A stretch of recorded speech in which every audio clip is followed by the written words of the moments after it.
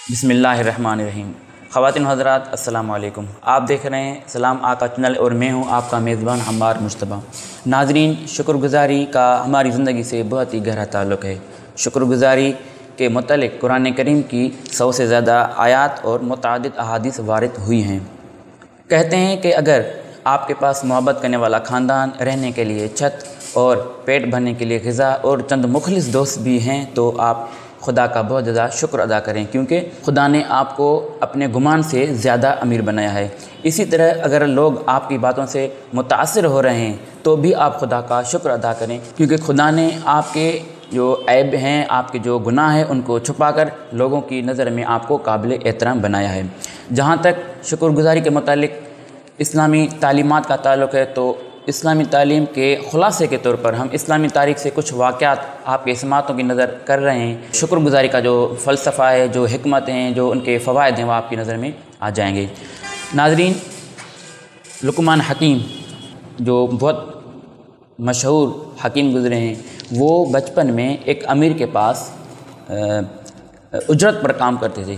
तो एक मरतबा जो उसके मालिक थे वो लुक़मान हकीम की हिकमत और दानाई की बातों से बहुत ज़्यादा मुतासिर थे।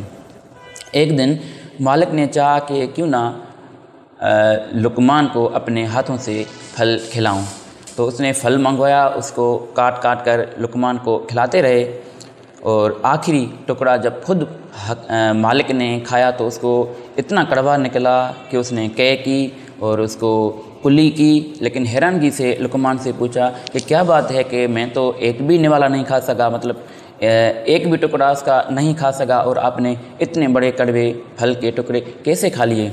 लुक़मान ने जवाब दिया कि आका, मैंने आपके हमेशा हाथों से अच्छे अच्छे फल खाएँ, आपके एहसानात हैं मुझ पर, तो अगर आज आपके हाथों से मैंने एक कड़वा फल खा लिया और मुंह ख़राब किया तो ये मेरी नाशुक्री होगी, और मैं नहीं चाहता कि मैं नाशुक्र बंदा बन जाऊँ। तो इंसान का खुदा के साथ भी इसी ही तरह का ताल्लुक़ है।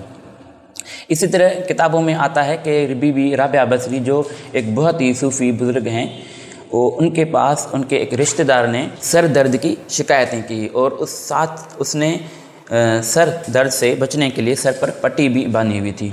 जब उसकी शिकायतें बहुत ज़्यादा हो गईं तो बीबी राबिया बसरी ने उनसे पूछा कि जनाब, मुझे ये बताएं कि सर दर्द आपको कब से है? उस शख्स ने जवाब दिया कि सुबह से। और फिर बीबी साहबा ने पूछा कि ये सर दर्द आपको लास्ट टाइम कब पड़ा था? उस शख्स ने जवाब दिया कि आखिरी मरतबा मुझे ये सर दर्द जो है वो गुज़िश्ता साल पड़ा था। तो हैरानगी से पूछा भी और उसको बताने की कोशिश भी की कि खुदा के बंदे, आपको गुज़श्ता साल सर दर्द पड़ा था और अभी चंद घंटों पहले हुआ है, तो नाशुक्र के करते हुए आप शिकायतें भी कर रहे हो और साथ में आपने पट्टी भी बांधी हुई है।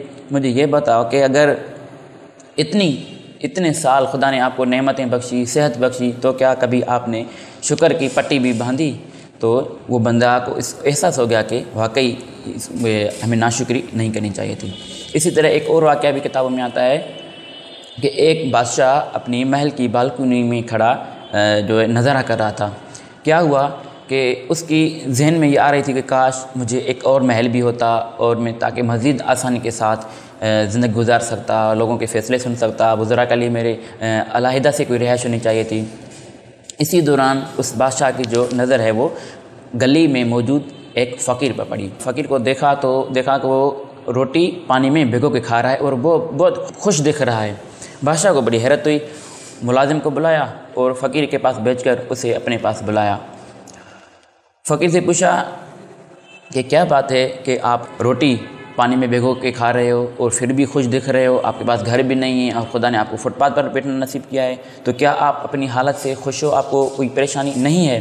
तो बादशाह को जो फ़कीर ने जवाब दिया वो इंतहाई सबक आमोज़ है। फ़कीर ने जवाब दिया कि जनाब, बात यह है कि अगर खुदा मुझे रोटी खाना भी नसीब ना करता तो भी मैं उतना ही खुश होता जितना कि अभी, और मैं जिस हाल में हूँ मैं खुदा का शुक्र अदा करता हूँ। उसकी वजह यह है कि मैं जिस हाल में भी हूँ तो खुदा का शुक्र अदा कर रहा हूँ, क्योंकि दुनिया की تھوڑی سی بھی پریشانی، مصیبت اور جو مشکلات ہوتی ہیں وہ آخرت کے مقابلے میں بہت کم ہوتی ہیں، اور میں ہر حال میں خدا کا شکر ادا کر رہا ہوں۔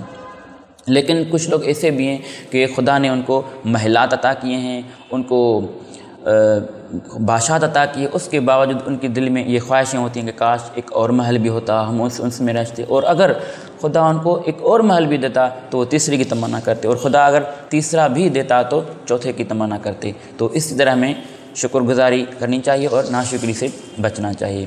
ناظرین، اب ہم اپنی آج کی بات کا اختتام اس سبق سے کر رہے ہیں کہ جو شکر گزار بندہ ہوتا ہے وہ ہر حال میں خوش ہوتا ہے، چاہے اس کے پاس کچھ بھی نہ ہو اس کے باوجود وہ خوش ہوتا ہے، لیکن جو ناشکر بندہ ہوتا ہے وہ ہر حال میں ناخوشی رہتا ہے، وہ ہمیشہ پریشانی رہتا ہے، چاہے اس کے پاس سب کچھ ہی کیوں نہ ہو۔ اس مثال کے طور پر حکیم دیوجانس کلبی کی ایک مشہور بات ہے کہ آپ کو دوستوں نے کہا کہ کاش آپ کے پاس اپنا گھر ہوتا تو ہمیں کتنی خوشی ہوتی، اور تو حکیم دیوجانس کلبی نے جواب دیا کہ خدا کا شکر ہے کہ میرے پاس اپنا گھر نہیں ہے۔ ناظرین، ہمیں ہر حال میں شکر ادا کرنا چاہیے تاکہ ہم اپنی زندگی کو بہتر طور پر گزار سکیں۔ اللہ تعالی ہم سب کا حامی و ناصر ہو۔